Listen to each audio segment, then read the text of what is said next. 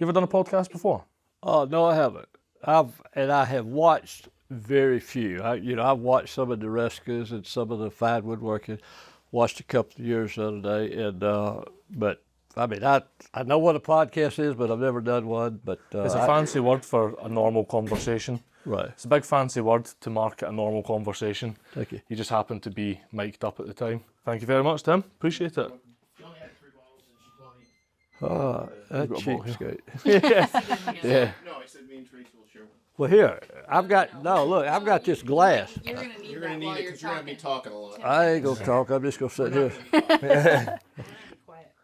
Oh, We'll get going. Yeah, let's Happy do to it. go? Yeah. So, Where- first question yeah. to kick off. But where are we today? Well, where are we? Yeah. we are in Blairsville, Georgia, in the North Georgia mountains, about an hour and a half north of Atlanta, Georgia. Yeah. So we're in God's country. We're in the Yeah. Blue Ridge Mountains. And we're with yourself in your workshop, and you are Paul Hamler. Right. So who is Paul Hamler? He's the best looking guy in the county. Paul Hamler, that's a good question. That's a hard question to answer. I guess most people know Paul Hamler as Hamler Tools, which is my business.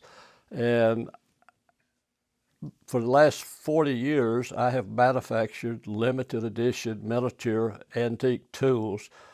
And about 4 years ago, I made a transition from woodworking tools to firearms, doing some Kentucky long rifles and some Colt pistols. But most of my followers and customer sets were from the tool collecting environment that collected antique tools.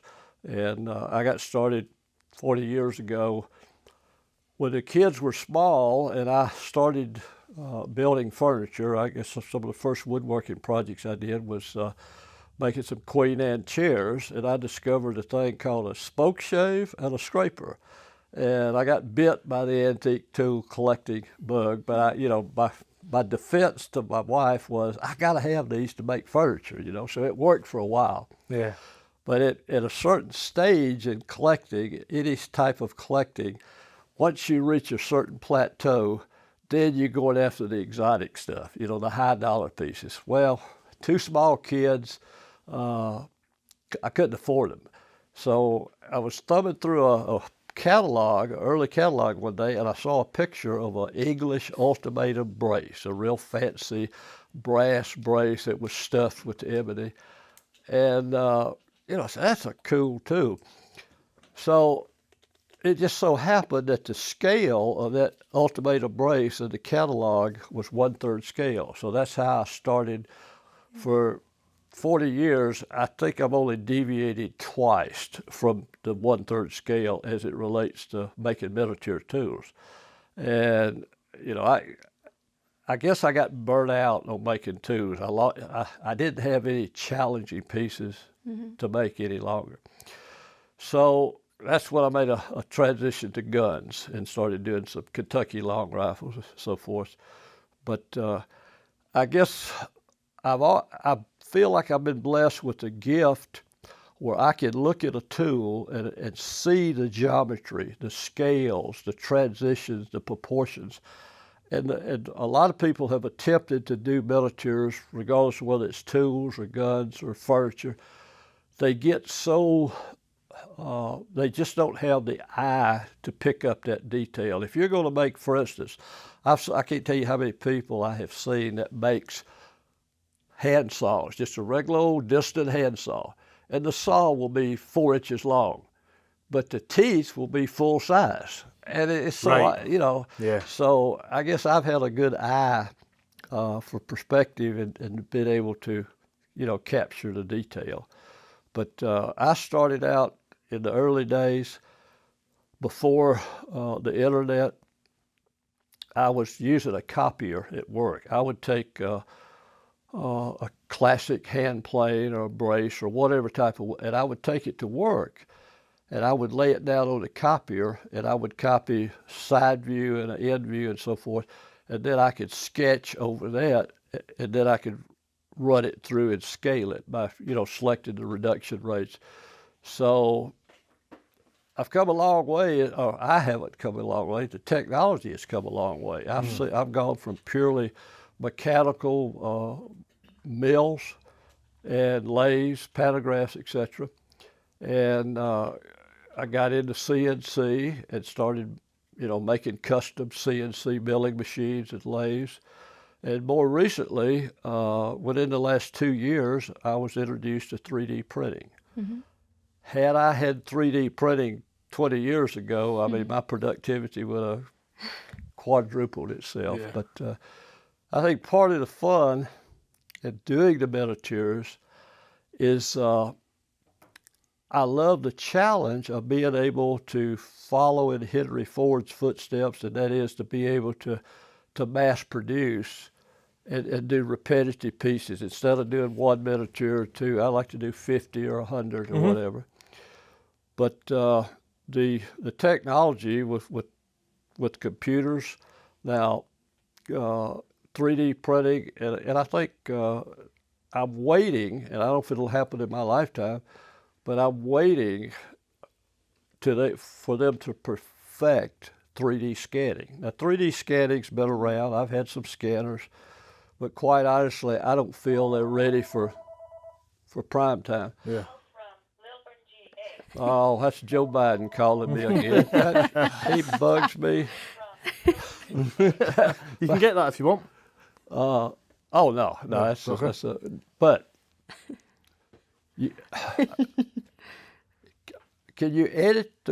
For something like that happens, do you want to edit that, or you just leave it in? Just leave it in. Just leave it in. It's, Okay. it's a normal conversation. There we go. This is no different for us sitting talking earlier on. We just happen to have a camera here. Right. That's Kate and I's view.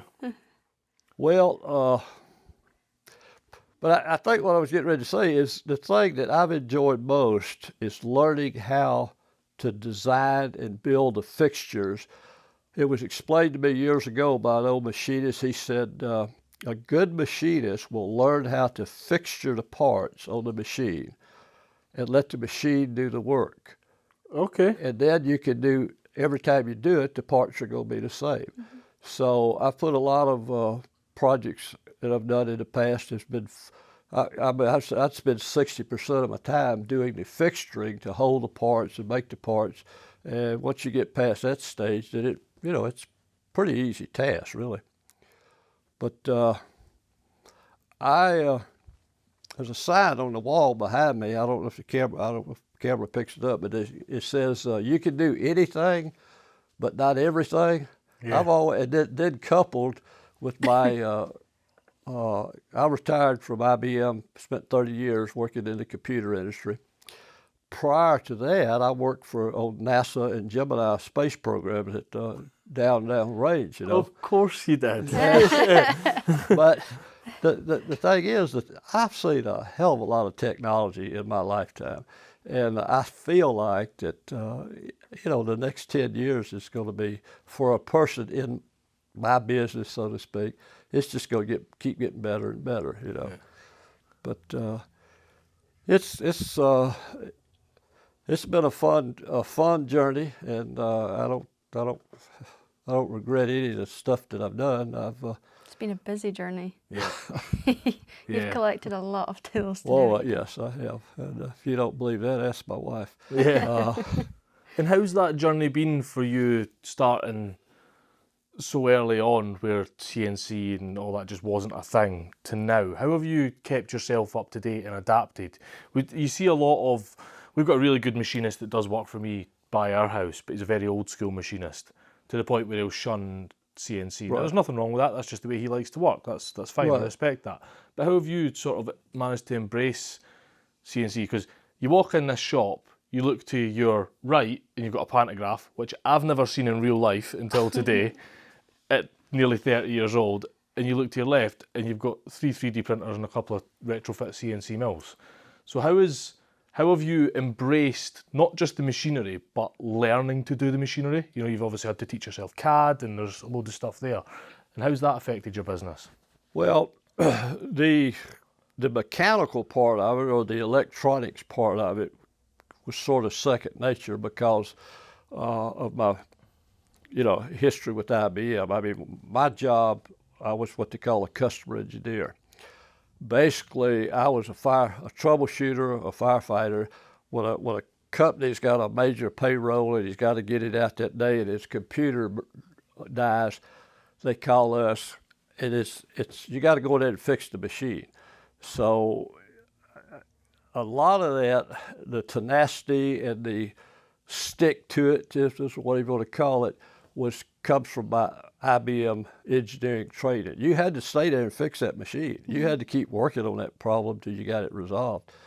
But the electronics was not that difficult because I had an electronics background. In high school, I had a radio and TV repair shop, so I've been in electronics for quite a while. The hardest part you say in high school you had an oh electronics yeah, and TV repair back shop. then, again, now this is before the internet. You would take correspondence courses. There were 2 or 3 schools out there that taught you radio and TV repair. One of them, you actually built and assembled a television. You soldered all the parts, you put it together, a color TV. But so the hardest part for me was learning, because I never, other than real basic, I never had a software or programming part in my job. Okay, right. That was the high-paid guys that worked in the other room. But anyway, the hardest part was to learn CAD. Okay, and then after CAD, a simple 2D CAD, once I got that mastered, the next thing that came along was solid modeling, where you've actually going to build a model and display it on your screen and render it. It looks like the real McCoy. Yeah. I mentioned earlier this project that I'm working on and restoring the Rose engine lathe. Yes. As I was tearing that machine apart and dissecting it and getting it ready to restore, I drew every part. Well, the same thing on the little Monarch lathe. Yeah. I bought a Monarch lathe. I had one here in the shop for about a year, and I tore it apart, and I drew every part. So. Amazing. But to model that thing, and when you get it put together, it was a learning. It was about a 5-year learning curve, really.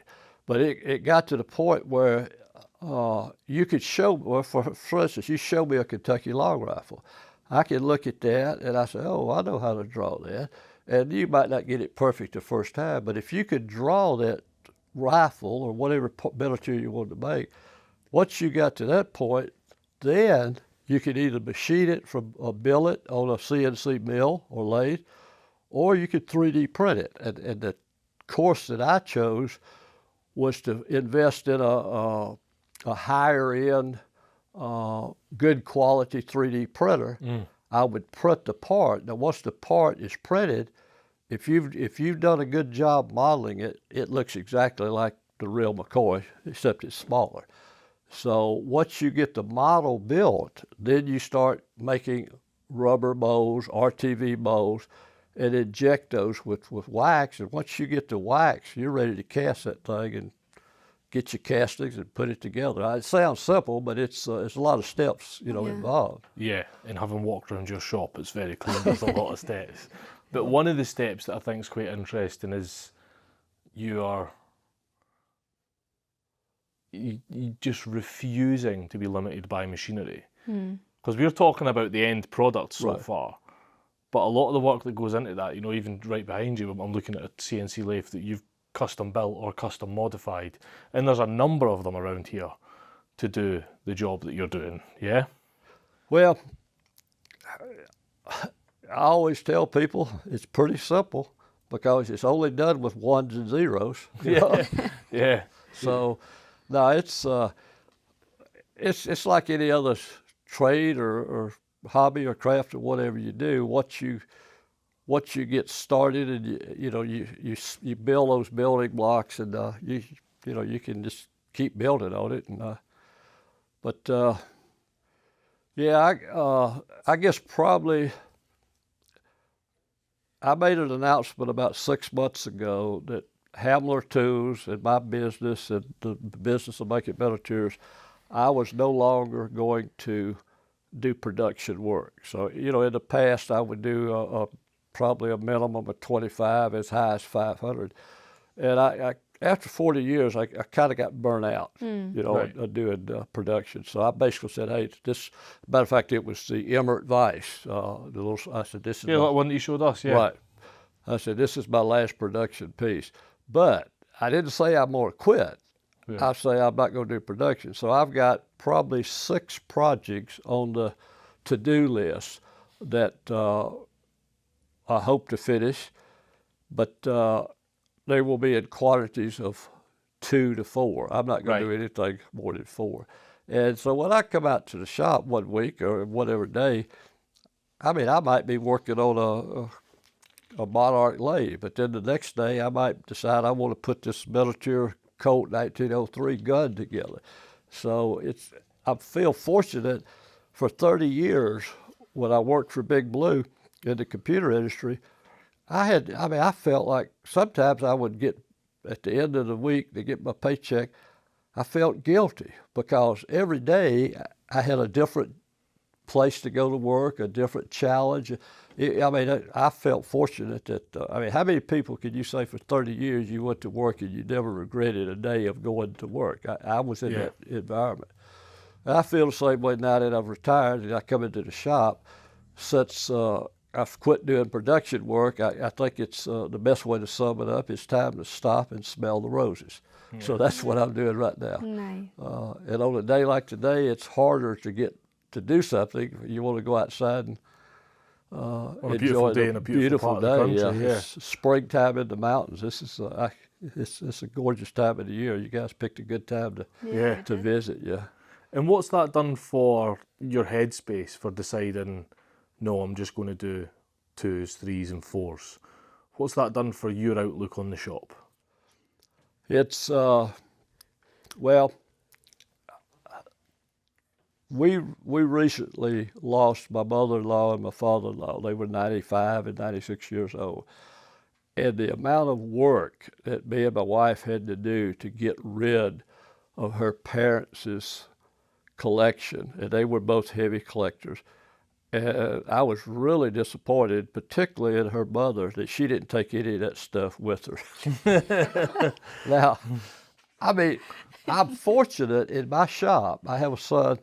Tell you a little story about him. He when he got out of high school, well, first of all, he never finished high school because in Georgia they have what they call Hope Foundation. So in your 11th year, you don't have to go to the senior year. You can go right into college, which he did. So he never, eventually he got a certificate, but he went right into college and he was taking a lot of math. And he was just tearing that math up. And so finally, it was a junior college, and at one of the counseling sessions, he told him, he says, you need to go to Georgia Tech and apply for a scholarship. Well, it never entered his mind, but he did. He got accepted. And after about a year of going to Georgia Tech, I kid him, I called it the North Avenue Trade School, but it's really, Georgia Tech is right up there with MIT. Yeah. So he came home for one weekend from school. He said, Mom, I get so tired of these people bragging on, the Asians and the Japanese, and so how much smarter they are than Americans.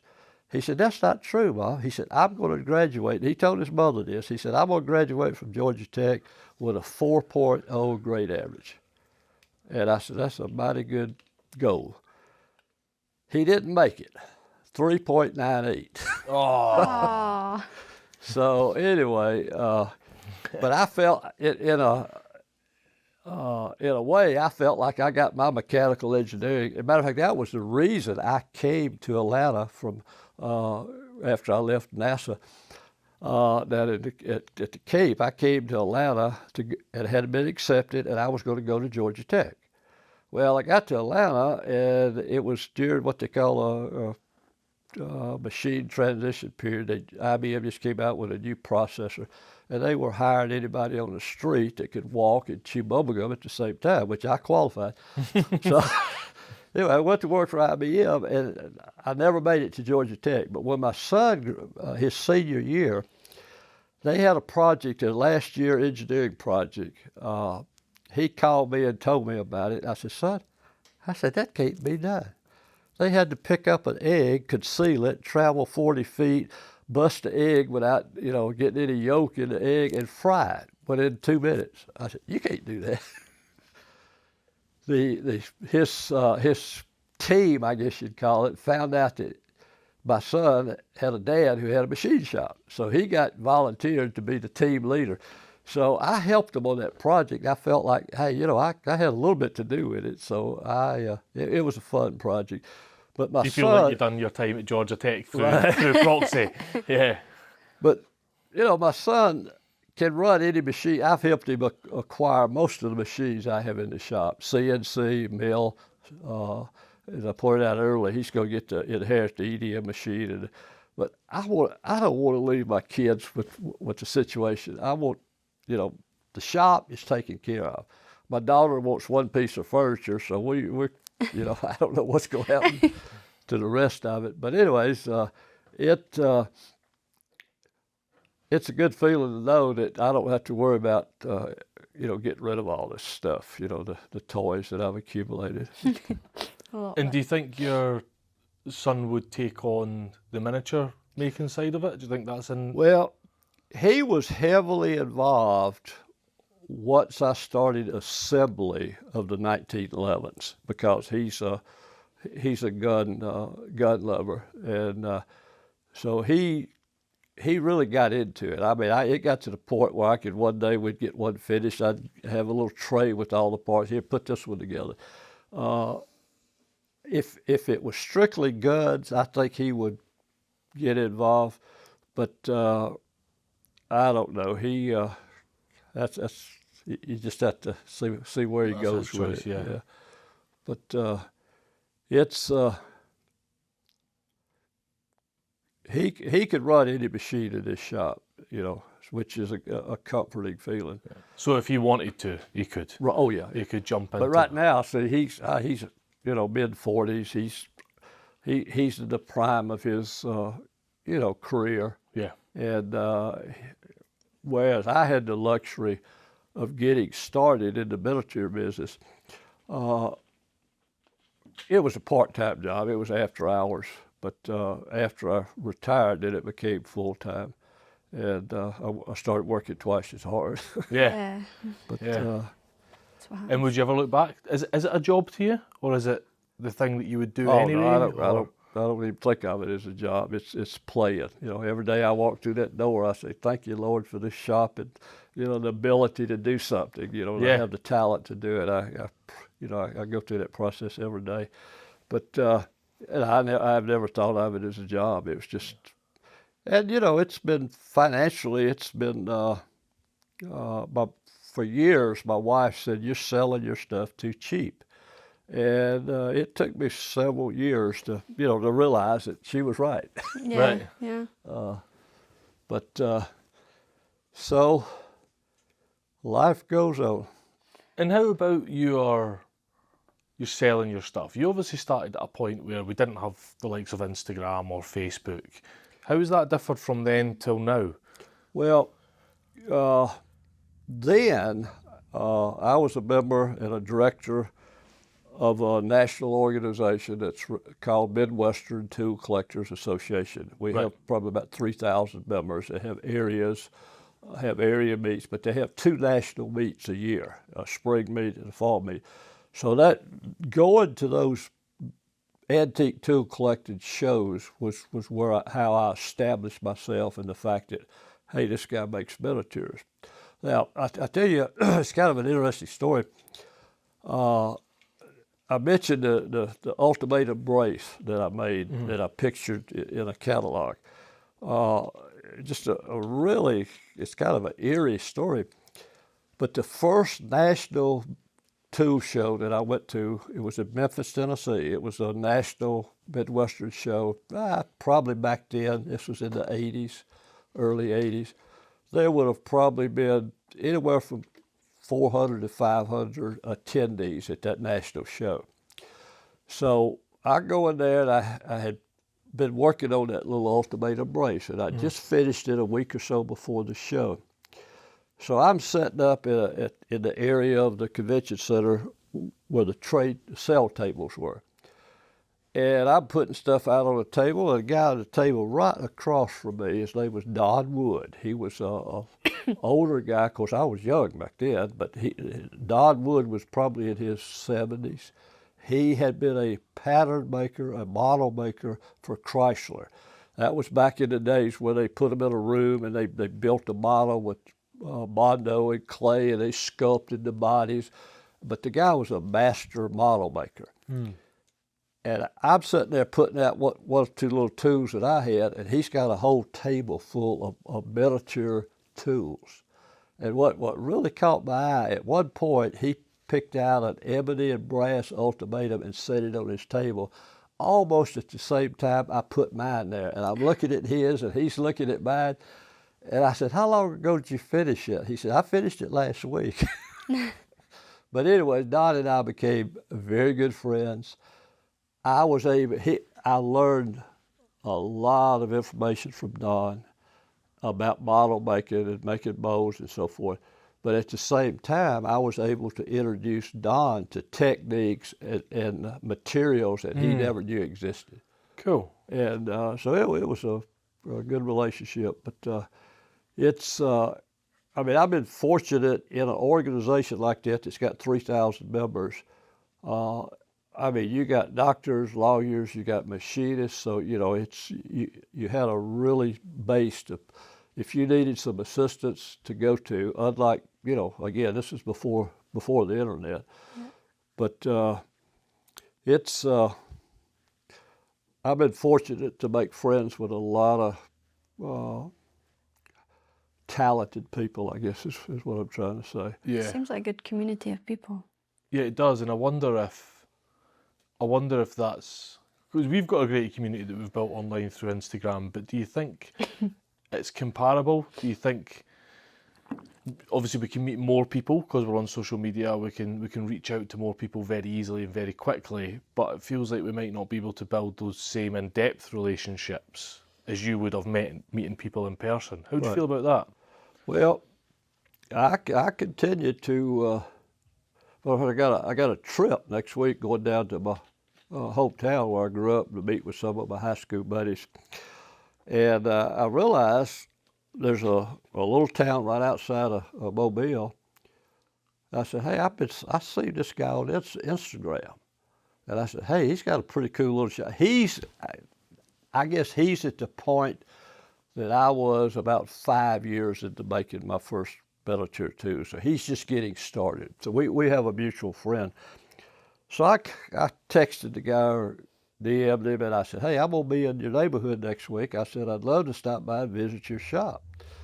And it's like, we've never met, but he knew who I was. He said, "Oh, I'd be honored to have you come by." He said, "But you're not going to see anything." I said, "I have never been to anybody's shop where when I left, I didn't learn something. I mean, maybe the way a guy stores his tools or a fixture." And I said, "I'd love to visit." And I said, "I'll bring a few show and tell items." And so come to find out, he texted our mutual friends, "Hey, Paul Hamler's coming by." Yeah. Big deal. Yeah. But, there's a lot more opportunity to meet people if you reach out to them. But it's kind of a two-edged sword. At some point, you only got so many hours in the day, Yeah, of course. And what do you think that's an important opportunity for other people to do? And like a lot of people that will listen to the podcast are just starting out as makers. Do you think it's important that you go and visit other people and learn from other people, even in the early days? Or are you more comfortable doing it now that you're quite well established? Well, I don't think it really matters. For instance, what's our friend's name that makes pens? I can't ever remember his name. Tim. Yeah, Tim. I was going to tell you a story about him, but He's sitting behind you. oh, I didn't realize it. But no, you've got to be a little aggressive about it. But I mean, again, in the early days, when I first started building pool cues, there were probably just 3 or 4 cue makers in the country, and they would not share anything with you. And I think their fear was one of the four had hired an employee, and he worked for him for a couple of years. So he knew the business. So then after 2 years, he quits and goes starts his own queue. And that was, the others were worried about that. But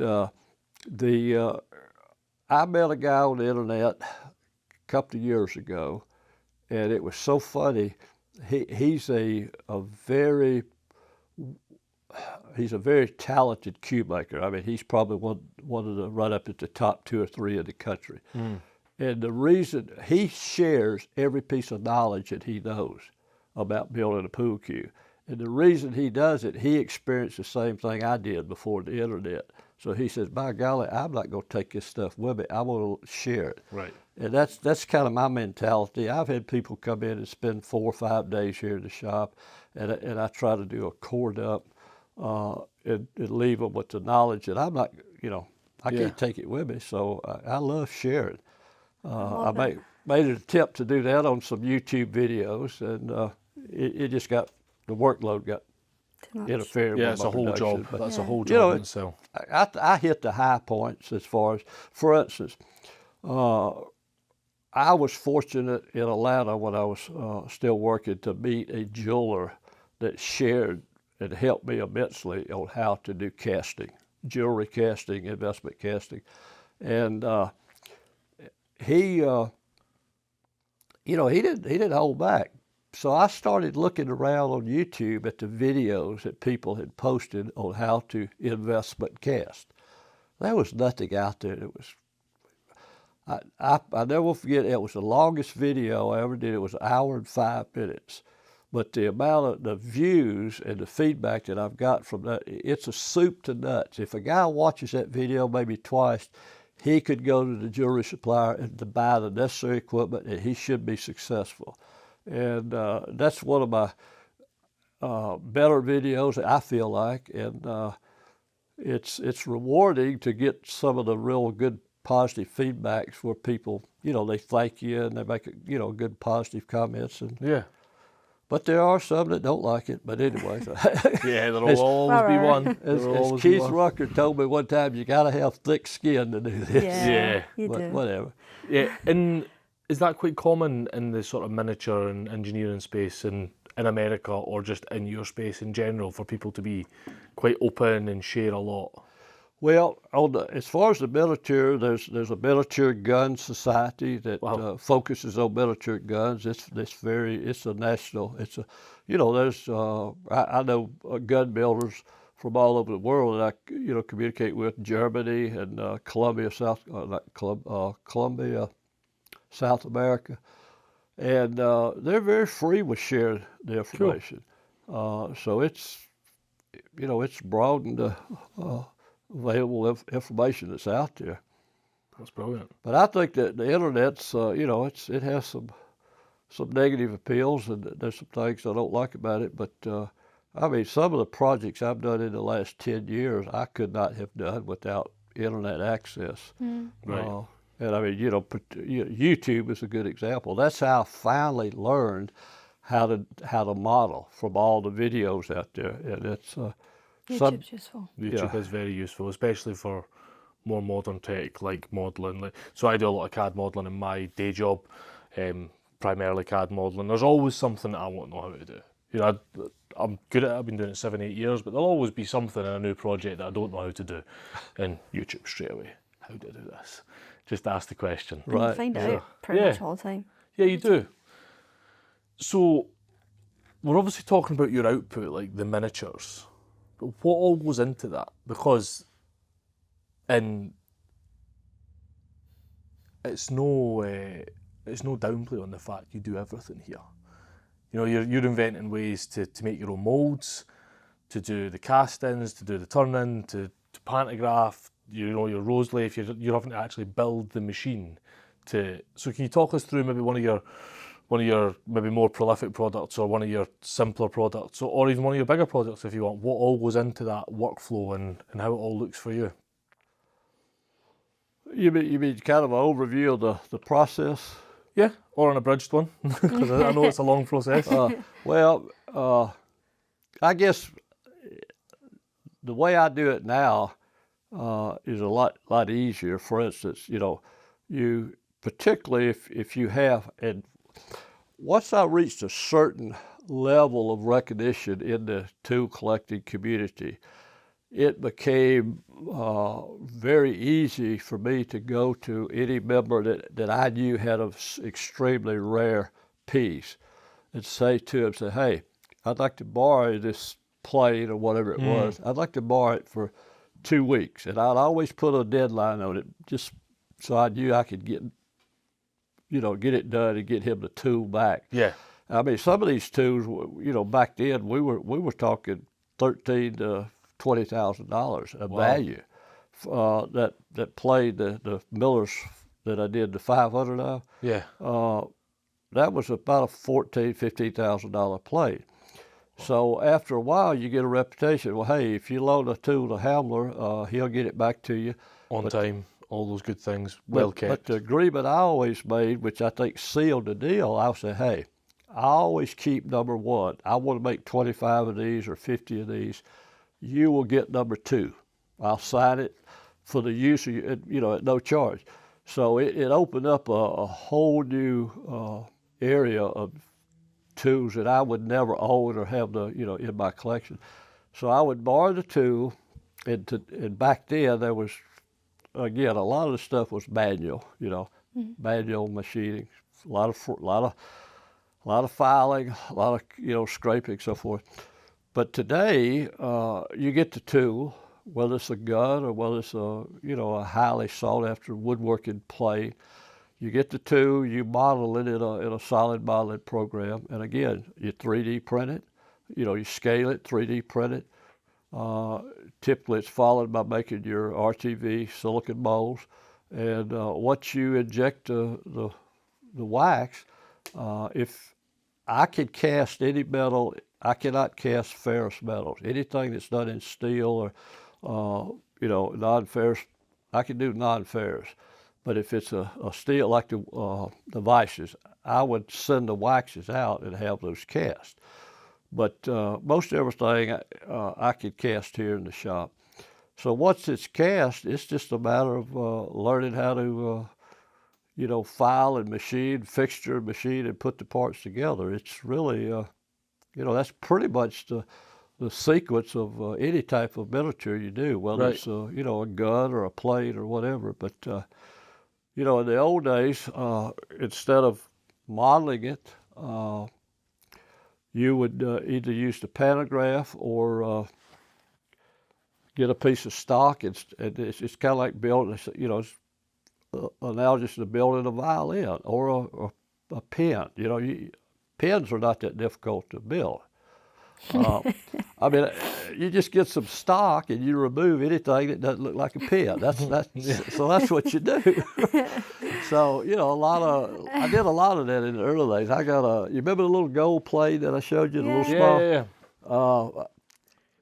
When I first made that plane, I knew I wanted. A coffin plane, a handled coffin plane, was an iconic.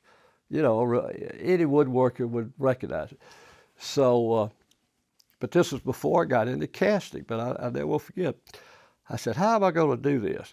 And I wanted it out of silver. So I took a piece of dogwood, a hard piece of dogwood, and I carved out with a small chisel, I carved out basically what looked like just a rectangle cavity. I melted silver coins in a ladle and poured them into that cavity that I had hollowed out in that piece of dogwood. So once the silver cooled, it actually looked like a loaf of bread when I got it out of it. But from that point, it was drilling holes and a lot of needle file, a lot of file work and sculpting and again, but the thing that I felt like I've always been blessed with, I knew the scale, the proportions that I wanted. Years ago, I did some planes for Colonial Williamsburg to sell in their gift shop, and I think I've still got the prototypes around here somewhere. But it was the old school way of doing stuff. So I look back, but the thing that I feel like I have, by meeting different people in the organizations, I've learned so many different areas that I never knew existed. For instance, you think of Franklin Mint and all the products and the stuff that Franklin Mint sold. I don't even know if they're still in business or not, but anyways, I'm a friend of the guy that worked in his basement as an independent, but he did, I would say, 90% of the models for Franklin Mint. And sometimes the final product, it was a masterpiece. I remember a knife that he did one time. Did a beautiful job. I mean, the knife was gorgeous. Well, when he turned it over to Franklin Mint, and when you saw the end results, it was what you expected. So, Right. But I spent a good bit of time. We visited, because I had skills that he had never got involved. For instance, he had never cast. He didn't know how to. So we would trade off. I would teach him, about this, and he would teach me about that. And it's so it was, information sharing. But I think back, again, before the internet, it was. It took a while to pick up on something. Yeah.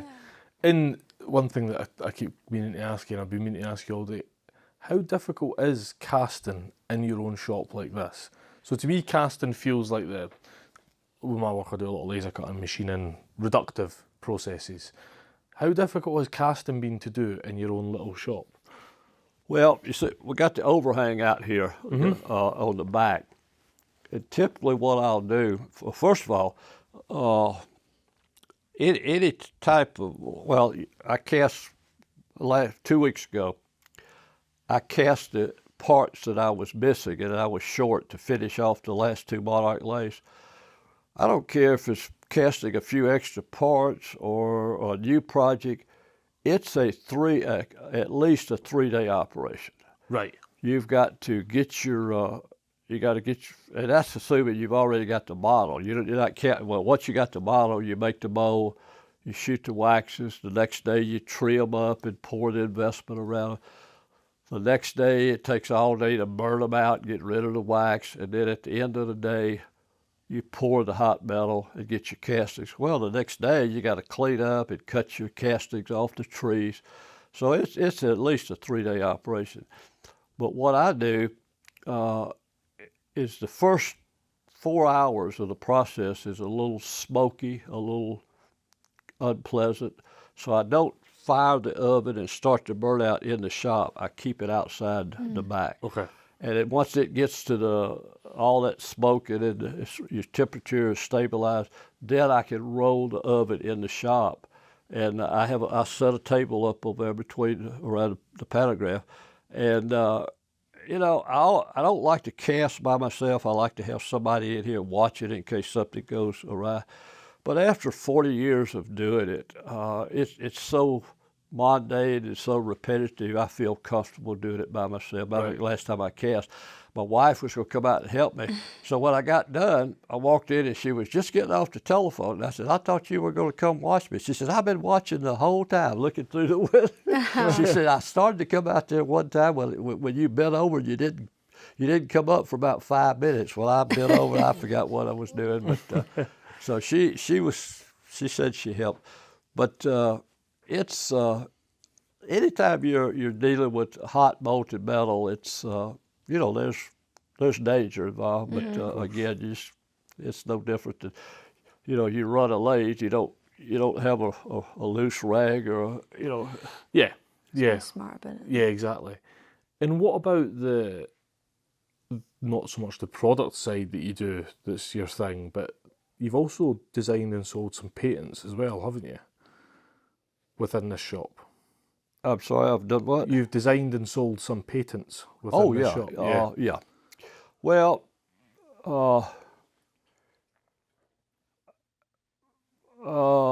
it's.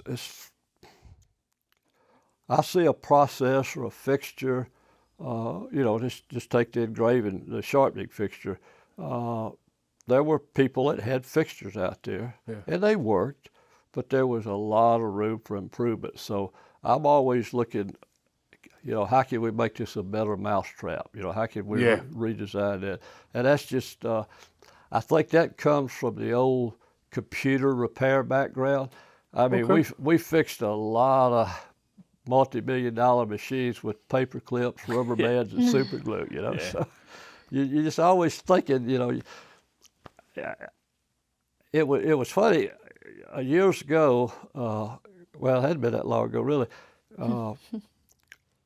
When I grew up, my father was a carpenter. He could do finish work, he could frame, he could do footings. My father, he was the neighborhood go-to guy. Anytime anybody in the neighbors had a broken whatever or needed something fixed, they would call my mother, and she would get. We never called my dad Dad. We called him Honey. Right. Because my mother used to always say, my honey can do anything. Oh. And I grew up in that environment. And it wasn't until the second year of my marriage that my wife pointed out to me that everybody was not like me or you. There's people out there that don't have the wherewithal to change a flat tire. And I just assumed everybody was like me and my dad because that was what I grew up with. Yeah. But it was awakening to realize that my next door neighbor is a dummy. He can't do it. Yeah. But it's amazing. And when you started all this, so 40 odd years ago, when you started all this, did you have and of course you would have built on skills, but did you have the base level skills just from that previous, just the intuition? Has it just always been a natural intuition that you started with?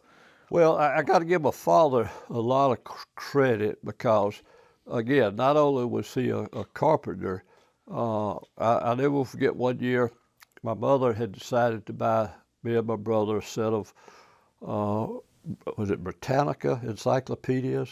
Yeah. Okay, yeah, but they had the sales. Well, she bought a set, and of course she wanted a bookshelf to put them on. So she asked my dad, says, "Can you build me a bookshelf to put these encyclopedias on?" And of course, he being mostly a carpenter, he had a little small shop, and I remember watching him over a 2-day period using just 1x12 pine and just regular unfinished lumber, build a carcass for a table saw using an old discarded electric motor from a washing machine. He built a table saw. I thought that was the coolest thing in the world. He built the tool to build the thing. Right. And so, later on when he got up in his 80s and became having some symptoms of Alzheimer's, dementia, I never forget, at that time, I had been doing radio and TV repair in high school for a couple of years. I was still living at home. And he had a TV that broke. And he went down to the TV shop and talked to the guy, told him what, and the guy said, well, it's probably the transformer. Well, he knew what a transformer looked like. So I come home from school one day, and he's got that TV out on the garage floor, carport floor, and he's cut every wire in there that was connected to the transformer. And I said, why are you doing it? He said, well, the guy said the transformer was probably bad. He felt like that if I could fix TVs, he should be able to do the same right, thing. Okay. I mean, but I eventually was able to put it back together and get it running. But I don't know, there's, my daughter is a pathologist, and she, you wish sometimes you'd have spent a little bit more time with the girls than you did the boys. I regret not spending, because I see her doing stuff now that she would have loved to have done with her dad.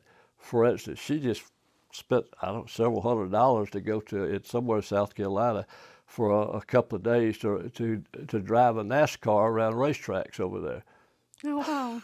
I'm booking that the next time we come to America. I'm booking it, I'm in. Oh, man. Anyway. Do you think having your own business like this is quite conducive to just sucking up all your time in the shop and maybe not making enough time for family in those early days? Well, I remember when I first got into management at IBM, we went to one of the management schools. I never will forget this. There was a guy who gave a presentation, and he was one of those three-piece suit, smooth-talking guys that, you know, he was made to talk to audiences. But I never will forget, he gave a presentation about your balance of your life and your balance of time. And he talked about it in a form of a pie chart. He said, what you want to do is you divide that pie chart into three pieces. The first piece is your job. The second piece is your family. The third piece is yourself, And so, yeah, a good portion of that self piece of the pie is when you're sleeping. And, Yeah. you know. But he said, if you could keep those three sections of that pie chart in balance, you'll have a happier. Everybody will be happy, and I've always tried to keep that in mind and go by that. That's a good rule. one. Yeah, that's a good one. I like that. Yeah. I think I'd pull that one forward. I certainly don't do enough of it. No, it's hard. Work-life balance can be difficult. Yeah. You know? Yeah, certainly now when you're chasing everything. And certainly with the world of social media now, because you only ever see people's highlight reels. You only put it out when it's a good thing, you know. People don't always put it out, and you always feel like you're chasing, don't you? Mm. Which is good. It's I get over to my wife when the grandkids were younger, when they would get here all weekend, you know, texting back. And my wife would get so aggravated at them about texting. You know, why can't you pick up the phone and talk? Oh, they got a text. So now, what does my wife do? You met Susan? Yeah. Her and Susan are the world's worst at texting. And I know a guy he don't know how to use a telephone. Absolutely does not use. All he does is send me text. And I've told him I don't like to text. But anyway, he's getting a little better. Hey, I can talk on the telephone, put you on speakerphone, and keep working. Yeah. But if I've got a text and stop, and I get so aggravated with that little tiny keyboard, and he tells you what he wants you to type, not what you want to type. Yeah. But anyway, I'm making progress with him. Yeah. You know, Steve Lindsay's come spend a week with me, and we had an arrangement. Steve wanted me to teach him how to shoot pool. And I said, here's what we'll do. I said, I'll spend 4 hours a day giving you pool lessons, but you give me 4 hours of engraving. Okay. And we got by the first couple of days pretty good. And then I realized first of all, I realized Steve he didn't have the expertise. He was not a teacher. He was not That's a very specific set of skills. Right. So after about the second day, I realized what I had been doing wrong and what Steve taught me. Matter of fact, I got a piece of his engraving, and you can look at it and see what I'm talking about. Here it is right here. Now, this was done at a trade show. I think it was either Rio or Las Vegas. But Steve had this. We had a couple of vices where people could come up and sit down. And so there's a lot of crap on here. But you see that center piece there? That was engraved by Steve. Next to everything else that people have just chipped off, it feels like it's just come and shown off. It's Right. like, oh, look at what I can do. Yeah. But Steve engraved that, and I got to looking at it, and I realized I was cutting too deep, okay? Now, there's another piece over here. Where did that get off to?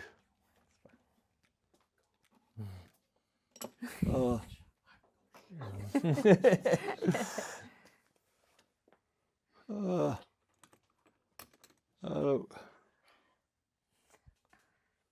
Of course, I can't find it now. But anyway, it was this was a prototype. What's your thing back there? Okay. This was a prototype. I went into production. This is pretty early. But when I went into production on these, there's a couple in the office in there. I have a scroll here, and it says a real fancy Edwardian script. It says Hamler Tools. Okay. I did a production run one few years back, 50 of those, and I was sitting there engraving Hamler Tools on every one of them. And after about 15 or 20 or so, you get feel a little cocky. So, hell, this is looking good. So I called Steve. I said, hey, I want to mail you a piece. And I said, I've engraved the top. It says Hamler Tools. There's enough room for you to engrave right below it. I want you to engrave below it. And I said, and then I want you to critique what I've engraved and tell me what I'm doing wrong. And so he did. And just the average person look at it, you couldn't tell the difference. But if you put it under the microscope, he cut that script with a chisel, the edge of the chisel. God, it was beautiful. Whereas if I needed a wider calligraphy line in one of the letters, I would have to make a double cut to get that width. Right, but he was able to do it by just changing the with a corner of a chisel. Yeah, just laid it over. But anyway. Why is it that, certainly in this area, engraving seems to come up so much? What's the real history of engraving that so many people are so into it around here? Well, it seems like a dead art back home. Between GRS and the what do they call them, Tim? The Grandmasters and some of the classes, they have really promoted in the U.S. And and then you had Lindsay inventing, two versions of the pneumatic engraving tool. I mean, there's 3 parts. First of all, you got to learn how to draw your script. Now, it took me about 5 years to get where I could take an area that I had to fill and lay out the backbones and lay it out and get something ready to cut. So you got to learn to draw and get your artwork on the paper. Then you got to learn how to sharpen your engravers, which was always the most difficult of the 3 pieces. It also feels like that would be a really important part, because if you don't sharpen it right, you ain't getting any line right. That's right. It's like if you used a rubbish pen or a good pen. So that was my focus on making the sharpener, But the other thing is cutting, and with GRS, the guy, there's half a dozen or more people out there making pneumatic tools, and quite honestly, they're all. I had a guy. I taught him how to engrave, 2-day class, and he couldn't afford to buy even a $1,000 engraver from GRS Lindsay, or much less a $4,000 pneumatic. So he built his own, and there's a dozen YouTube videos out there that shows you how to make a pneumatic engraver too. And is a pneumatic one lots of little pulses, or what's different about pneumatic? It's basically a miniature jackhammer. Right. It's got a piston that reciprocates. Instead of feeding it with what's the term we used to use? The air has to be what you call DC air versus AC air that you blow and you suck. You blow. It's like an AC sideways. But you can take most any compressor and make a quick modification to it and convert the output of that compressor. Instead of going up and that, it's up, up, up. It's what I call DC air. Right. But most of them work on that principle. And but anyway, this guy built his own engraver, and he sent me some stuff. And I was blown away that he was engraving at this level with a homemade engraver. That's crazy. But Bob Page from Loon Lake Tools, the guy that started making my scraper inserts, when I trained him on how to make those things and the sequence and all, he came and spent a week with me. Right. He brought his daughter. She just graduated from high school. And I'm saying to myself, Bob, what's she going to do the 3 or 4 days? Oh, she'll entertain herself. She said, she'll go there and read a book. She said, she's an artist. I said, oh, okay. I know an artist.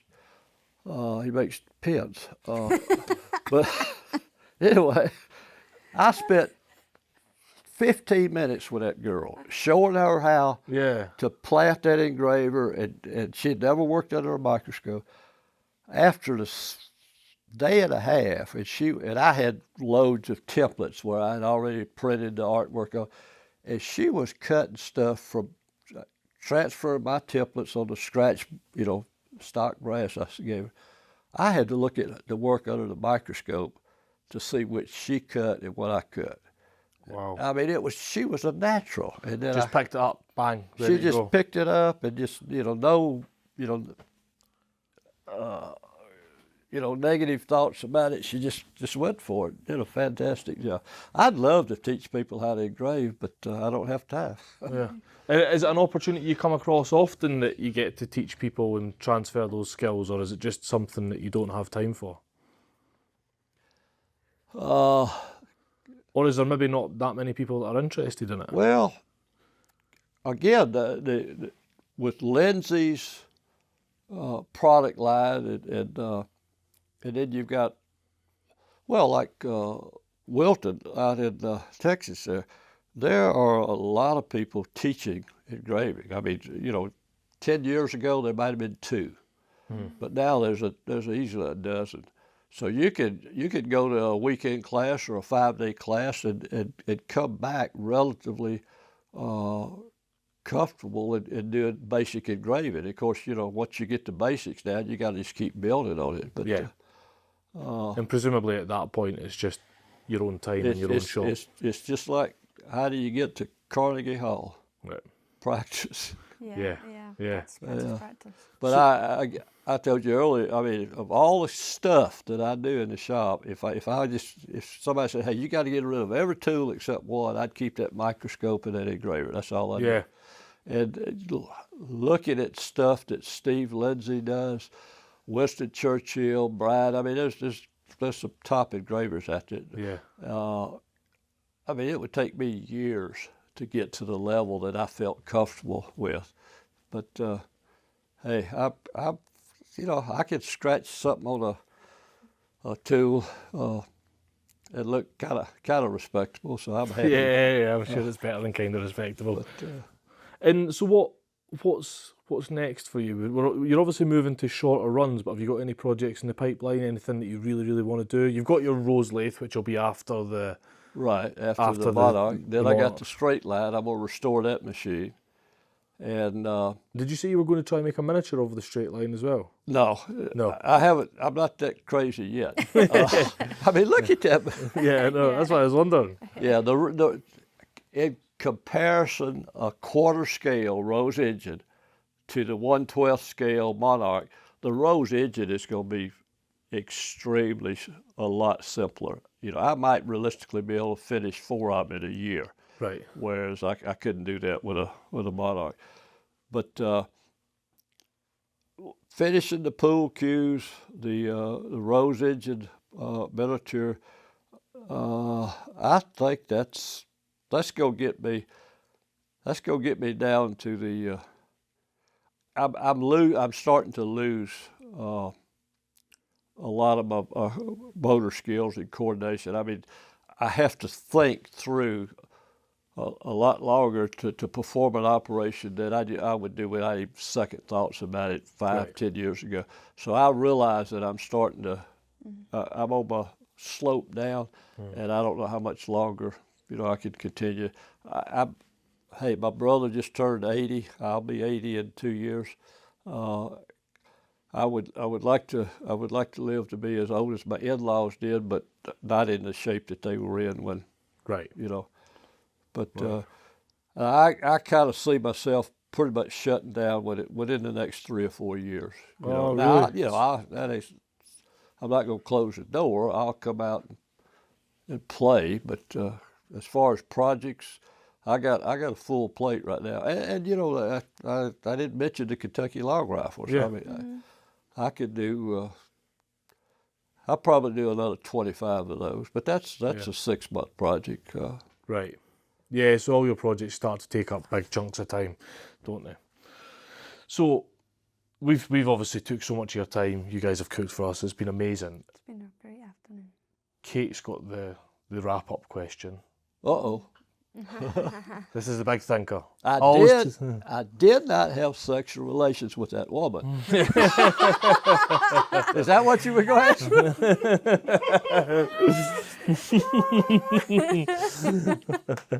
What's so funny? I always tell people I ask the quantity of questions, Kate asks the quality. So, Yeah. Kate, Yeah, what advice would you give your younger self? Give advice to who? Your younger self. What advice would you My give? younger self? Yeah. You mean Yeah, when you were younger, what advice would you give them?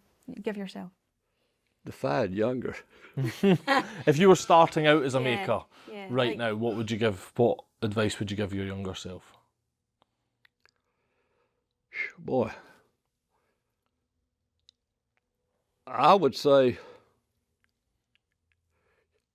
if and I guess I learned this from my dad. If you've heard this, so it's kind of a old cliche there. If you're going to do something, do the best you can. Do a quality job. Don't do it halfway. But with the technology that's out there today, I would say take full advantage of it. And it's so easy. Once you zero in, you say, hey, I want to do this. I want to be the best miniature plane maker in the world. Just go for it. And again, I go back to the sign on the wall. You can do anything, but not everything. But by golly, there's a lot of stuff that you can do, and if you set your mind to it.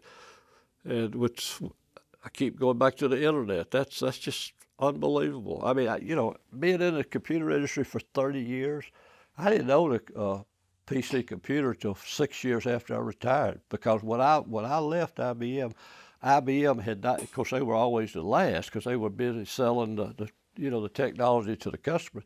So by the time they got to the point where the employees had access to the internet and the World Wide Web, everybody else had it for years. Mm-hmm. Right. But when I finally got in, I guess I fought it. But once I got into it, I said, "Hey, this is pretty cool stuff." I can do stuff. But take advantage of that technology out there. I think that's a good one to wrap up on, yeah. Give it everything you've got and take advantage of what's out there. Because you never know what you can create. Yeah. Paul, we've thoroughly enjoyed our time here. Is there anything you want to cover while you're here on the podcast, or pretty happy? Oh, no, not anything I can think of, but, I've enjoyed it. Good. Good. My We've first thoroughly enjoyed it. Yeah, I think it's been amazing. There was something. Oh, well, where did we go offline? I have a personal.